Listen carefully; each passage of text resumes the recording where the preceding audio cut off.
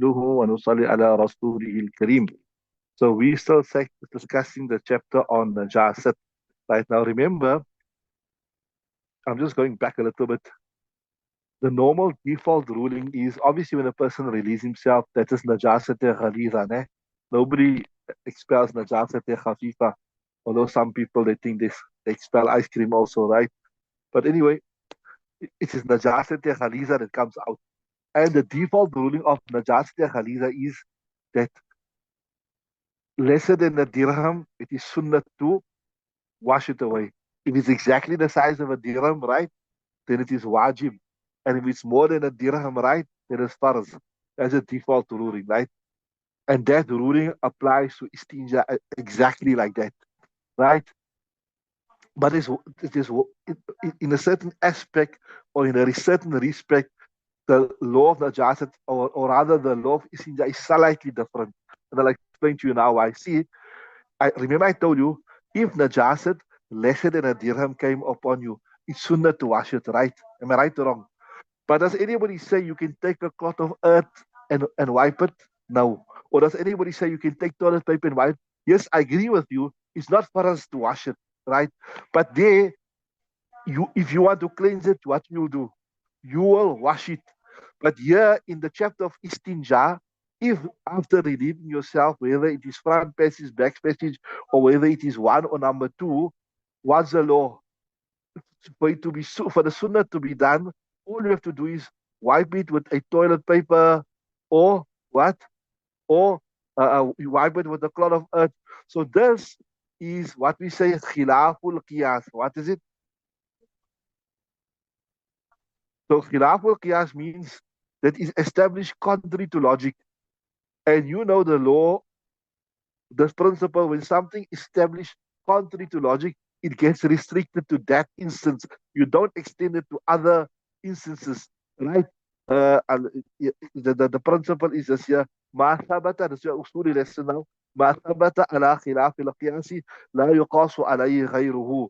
So anything which is established contrary to logic, it uh, gets restricted to that portion. So you can't say now like this here, just to give you a practical dimension. You can't say, look here, when a person goes to toilet and he releases some dirham, it is sunnah to wipe it. So that means if I got some najasat on me here, I got some alcohol on me here, and if it's lesser than a dirham, I can just wipe it off with a cloth of earth or whatever.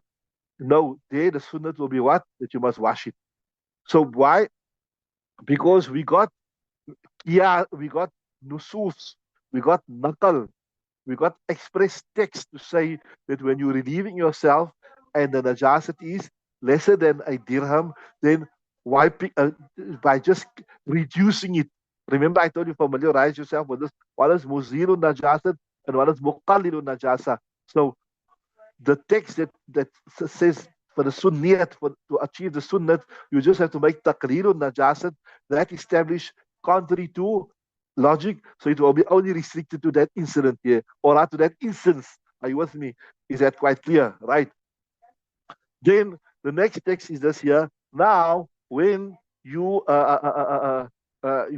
relieved yourself for whatever reason, runny stomach, or maybe in a hurry, the ladies normally they mess themselves more easier, quicker than men. Men got a nozzle so they can control the flow. Ladies don't have a nozzle, so it sprays whatever. So now it was more than the soil area was more than a dirham. So now the default ruling comes back. What was the default ruling? When the najasat is more than a dirham, then it is farz to remove it. Not farz to remove it, farz to wash it, not just remove it or just not to make taqleel of it. Now it is farz what? To wash it. So, in simple words, when you went to relieve yourself and you messed yourself more than a dirham, then now istinja becomes farz. Until then, istinja was not farz. Until then, istinja was sunnat. And also, the best form of sunnat was to use a stone, toilet paper, and to use water. Right? That's encapsulating the whole lesson. Now read the new lessons, inshallah.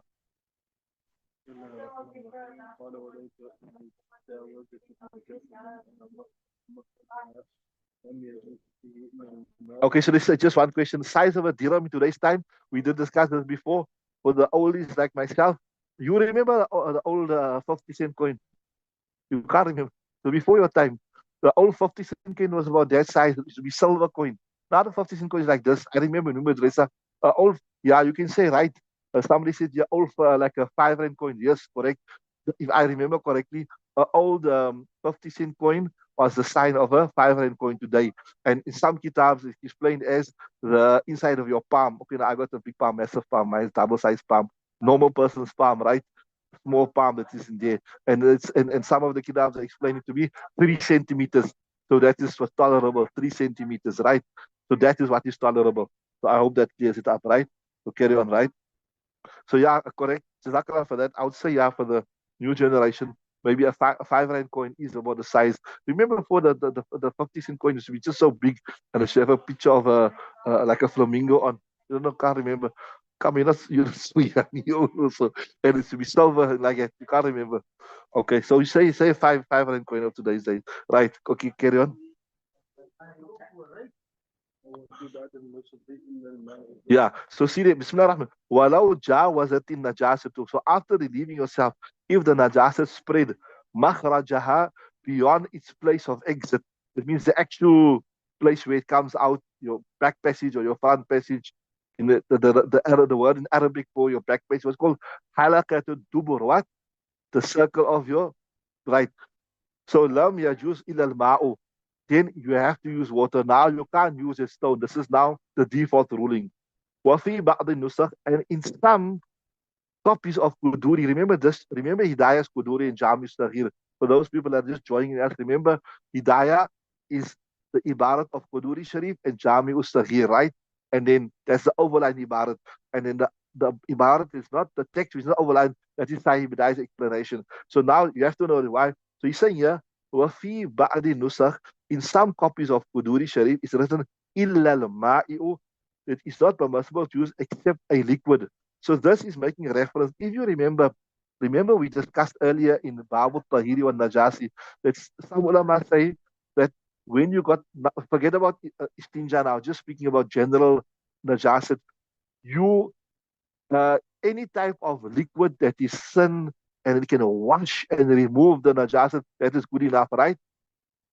Some ulama said no, not any type of liquid. It must be water. So those ulama say any type of liquid. That means you can even take Coca-Cola, you can take Pepsi, you can take Miranda, you can take whatever, so long as it washes it away. So same thing, they're making reference to this. So same thing here. If your if the najasat spread more than a dirham, the najasat spread more than a dirham, then you can use any type of liquid according to Imam Abu Hanifa and Imam Yusuf, if I remember correctly, and according to Imam Muhammad, if I remember correctly, it must be a what? It must be water. So some riwayat of Quduri Sharif is pointing this ikhtilaf. Some is going with the opinion of Imam Abu Hanifa, some of it is going with the opinion of Imam Yusuf. وهذا يحقق اختلاف الروايتين. So this, the different text, the different text, it says إلا الماء يحقق, it is establishing, it is reaffirming, right? the اختلاف الروايات, the difference of the riwayat في تطهير العضو, and purifying a limb بغير الماء, without water, على ما بيناه, like what we explained according to what we explained earlier. So that اختلاف there is understood in the different texts, right? Carry on, read the next part, right?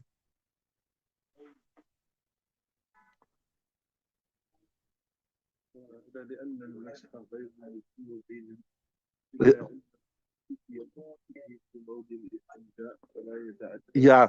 So same thing I was telling you. Let me explain to you this first, and then I'll fit it into the text. Remember, I told you that water is muzilun najasa. Water removes najasat completely, right? And then I told you that a toilet paper or a stone or a rock is what we call, those who know Arabic, muqallilun najasa. It just reduces the najasat, right? So when we know when the najasat is more than a dirham, then it is for us to remove it. So that's why you have to use water. You understand what I'm saying? Now, if you remember Yudan Kuduri, this thing doesn't come in this Hidayat, but come those who remember Kuduri Sharif, they say, إذا استيقظ أحدكم من نومه فلا there they say that when obviously today we have taps in it, but in previous days they would have like buckets of water. So the masla there is that when you sleep and you wake up in the morning, then don't just submerge your hand into the bucket of water. فإنه لا يدري أين باتت يده. You don't know where his hand spent the night. So in other words, maybe during the course of the night, some najasat could have come on his hand. Right? There's najasat on his hand, and he put his water in, he contaminates all the water, right? Now the question will come to you, how do you mean you don't know where his hands spend the night? How that is linked here? If a person didn't make full istinja with water, right? And we know in the Arabian countries it is very, very hot, right? So a person perspires, right? So now if he perspires, that perspiration, it goes onto his private organs, and then it flows away from there, and now he scratches that. So that is the possibility of how najasat can come onto his hands. Are you with me? So that's why the masla is that if you're certain there's najasat on your hands, then it's haram for you to put your hand in, because obviously you're going to contaminate all the water. But if you're not certain, then it's the adab and the etiquette. Don't submerge your hands in that water. Don't submerge your hands in that water. Why? You're going to make it najis, right? Right. And if you're certain you can't, and if you're not certain, then it's adab and etiquette. So understanding that water is muzilun najasa and toilet paper is muqallilun najasa. See there, wahada. Now what is it? Why? This part of wahada explains why it is necessary to wash it. You can't just, why you have to make izala, not just taqlil. Wahada, because لأن المسح, masa is wiping it with a clod of earth, a stone. غير مزيل. It does not wash away or remove all the najasat. Then the question will come into your mind, okay, so you're saying using a clod of earth, it doesn't remove all the najasat. So why are we saying that when you relieve yourself and the najasat never spread, it is fine to use a toilet paper? We say, look here, there's text for this. And when there's text, what we do? We put our logic aside and we accept the text. There is clear text that at times Nabi sallallahu alaihi wasallam relieved himself and he never used water. So that is the clear text. So when we got text, even this is even the Hanafi madhab, when we got clear text from the Quran and the Hadith, we take our logic and we put it aside and we go with the text. You following? I hope you're following, right? So illa, right? أن أختفي به في موضع الاستنجاء. So under normal circumstances, you won't suffice with only مقلل النجاسة. You'll suffice only مقلل النجاسة. Here you will, but here you will, because we got the text. So اكتفي به يعني اكتفي بالمسح. It will be sufficient in the مسح في موضع الاستنجاء, in the مسح of istinja, but فلا يتعداه, but you will not extend this masah to anything else. Like I told you, if the najasat came on your arm, you won't say now, yeah, we can wipe it, because it is something that's proven contrary to logic. So it will remain on that instance. You will not apply to where some blood came in your hand, alcohol came on your hand, urine came in. There, the sunnah thing will be to wash it. Are you with me? So the next instruction is quite a bit of interesting. The next masala is quite a bit interesting. Just look at me 1 second. So listen, we said now, listen nicely. We said when the najasat spreads more than the size of a dirham, it is for us to wash it. Right? Are you with me? Now the question comes about, what do you consider to be a dirham? Do you consider now in Arabic, look at me 1 second, your front organ and your back organ is called a makhraj. Or it's also called a farj. What does farj means? Farj means opening, right? What does farj means? Opening. Faraja means opening, because male, female, both on your front organ and your back organ, you got a farj. It's an opening, right? So the actual opening is referred to farj or makhraj, right? So the next discussion is this here, that when you consider the area that is being soiled, do you consider the area around the farj, or do you consider the farj with it? So that 3 centimeters, is it including or excluding the faraj? Are you with me? You understood that? So if you say it is excluding the faraj, then you got more leeway that when you calculating 3 centimeters, you look at the area beyond the actual faraj, the actual place where it comes out. And if you say it includes the faraj, it means it's a bit lesser. You understand what I'm saying? So that's see there. ثم يعتبر بالمقدار المانع وراء موضع الاستنجاء. So then it will be considered بالمقدار المانع, the amount that prevents you from reading salah وراء موضع الاستنجاء. That is besides the actual place of istinja. It means the actual, what you call it, the area that gets soiled, right? It must be beyond that. You understood that? So that shows you, according to Imam Hanifa, there's a bit more latitude. There's a bit more latitude, right? In the Abi Hanifa to Abi Yusuf. Why? لِسُقُوطِ اعْتِبَارِ ذَلِكَ الْمَوْضَعِ. Because he's saying, obviously, when you relieve yourself, that place is going to get dirty. So it goes without saying. So we look, so that will go get soiled. So if you get soiled, what is beyond the actual place where the dirt come out, then it is right. Right. وَإِنَّ مُحَمَّدٍ مَعَ مَوْضِعِ الْإِسْتِنْجَاءِ. And Imam Muhammad said, no, you will include that. You will include the actual place where the dirt come out. So according to Imam Muhammad, the amount that is tolerated is slightly less. Are you with me? Because he's including the actual makhraj, the hole, the faraj, whatever you want to call it, right? So, وَإِنَّ مُحَمَّدٍ مَعَ, and he's saying, what is proof? بِأَعْتِبَارِ سَائِرِ الْمَوَاضِعِ. He's saying, look here, uh, when you look working out the najasat, you look at the whole area. So yeah, also you must look at the whole area. Why do you want to exclude the actual pipe or the hole or whatever where it comes out? That must be included in it, right? Because normally that's the default ruling, right? Okay, so um, that brings us to the end of that discussion. So alhamdulillah, I hope you've understood clearly when it is sunnah to make istinja, when it is wajib, and when it is farz, sunnat, if it is lesser.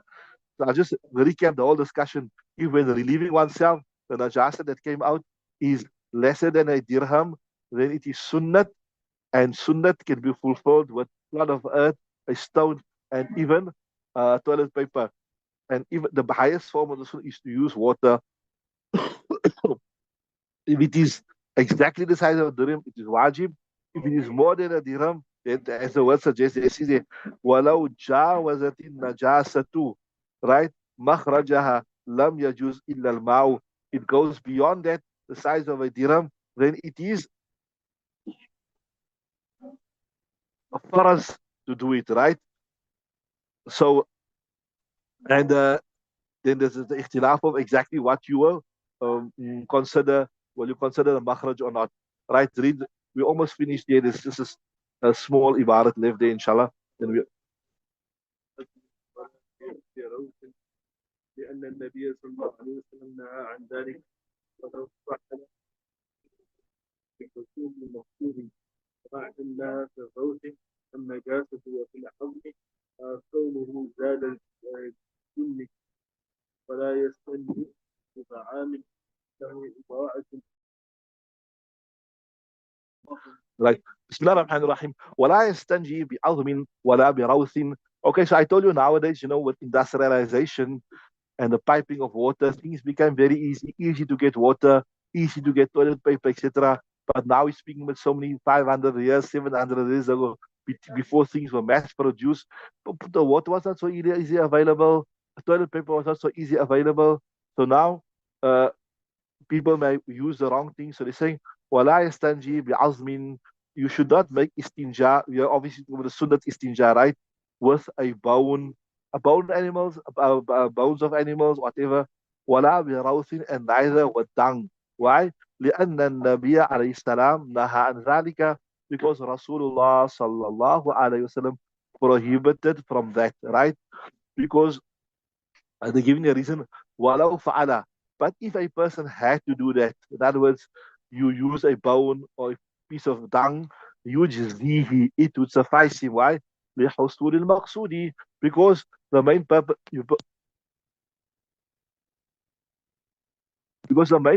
of istinja is either to reduce the najasat or to remove it or to efface it completely. So a bone, it will absorb the najasat. The dung, it will absorb the najasat. So you shouldn't use it. It's not the ideal thing, but the istinja will be done. وَمَعْنَى النَّهِي فِي رَوْثِ نَجَاسَةٌ.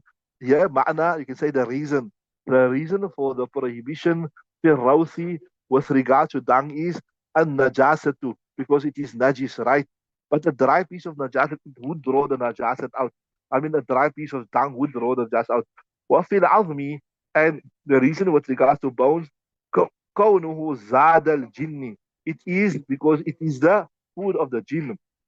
There are other clear hadith in which Nabi sallallahu alaihi wasallam has clearly mentioned that that what you call it, that change the page, forgot to check, that the bones is the food of the jinnat eats it, right? And then also wala bita'amin, right? And not any other type of food item. Maybe sometimes you don't have something, now you want to use bread or something. Why? لأنه إضاعة وإسراف, because that is destroying your wealth and it is a waste, right?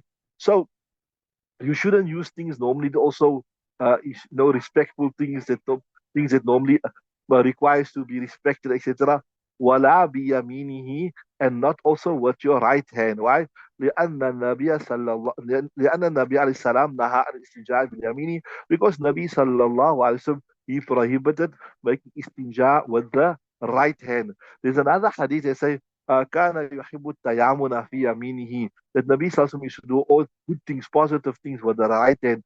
So from this hadith here and other hadith, we learn, like, anything positive, you want to give something to somebody, you give with your right hand, you shake your right hand, you write with your right hand, etc. And things that are negative, like istinja, you do with your left hand. From the hadith, we learn you enter the toilet with your left leg, you come out with your right leg, etc., etc. You want to scratch your nose, you scratch with your left hand.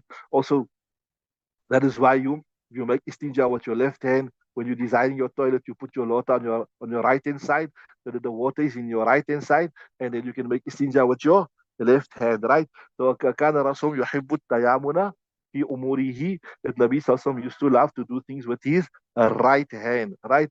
So Alhamdulillah, with the grace of Allah Ta'ala, we've come to the end of that chapter. Allah Ta'ala accept it from us. Allah Ta'ala make it a means of our forgiveness. Allah Ta'ala convey the reward to all our marhumeen, all those people who favored us through our lives, from our teachers, from our parents. Allah Ta'ala give the reward and the barakah of this lesson to them. So normally we have Hidayah also on the Friday, but I thought this Friday we won't have Hidayah because we're going to be starting a very, very big, important chapter. So we started one time after the holidays. So tomorrow is our last day, right? So tomorrow we'll still have our Mishkat Sharif, inshallah, and we'll still have our Tafsir ibn Kathir. But because we're starting a big major chapter, Kitab al-Salat, the chapter of Salat, and in particular, we're going to start with the important aspect with regards to the times of Salah. So that is a big chapter that we're starting. So instead of starting part of it now before the holidays, we'll start it after the holidays. So that is, if I remember correctly, the 4th of July. So not this Tuesday, not the next Tuesday, the following Tuesday, right? No, no, sorry, not 4th of July, 18th of July. What was it? Sorry. The 22nd of July, so it's the 22nd, not the coming Tuesday, not the following one, the 3rd Tuesday from now. Inshallah, this one with Resa open. So we'll start the Kitab al-Salah, very, very important chapter with regards to the times of Salah. Anybody knows, anybody interested in joining the lesson also, you can tell your friends about it. So that is also very, very important. So now, alhamdulillah, basically, we've come to the end of Taharat. That is, Hadasa Akbar, Hadasa Asghar, all that type of thing. Inshallah, ta'ala give us the tawfiq, the ability to practice upon it, and also then to convey it. What is our intention? Our intention is to learn, primarily our intention is to learn deen for the pleasure of Allah subhanahu wa ta'ala, right? We're learning deen for the pleasure of Allah ta'ala, and then we're going to practice upon it, right? Inshallah. And then after that, on the secondary level, we're going to convey it. Now, not every one of us will sit in the madrasa with the kitab and teach. You won't not everyone will get up, but maybe some of us will become appas in madrasa, or will become a appa in a maktab, whatever. So there, or even if you don't come in that capacity, you will be a mom, you will be a granny. You can still teach. You teach your children what is najasat, khaliza. So for every single person, there is an opportunity to teach, to get the benefit of khayrukum man ta'allama al-Quran wa 'allama. The best of you is learn and teaches the Quran. Allah Ta'ala make us from amongst them by virtue of the small lessons we are doing. So inshallah tomorrow, and then we break tomorrow. Bas subhanallah wa bihamdihi, subhanakallahumma bihamdika wa nashhadu an la ilaha illa anta nastaghfiruka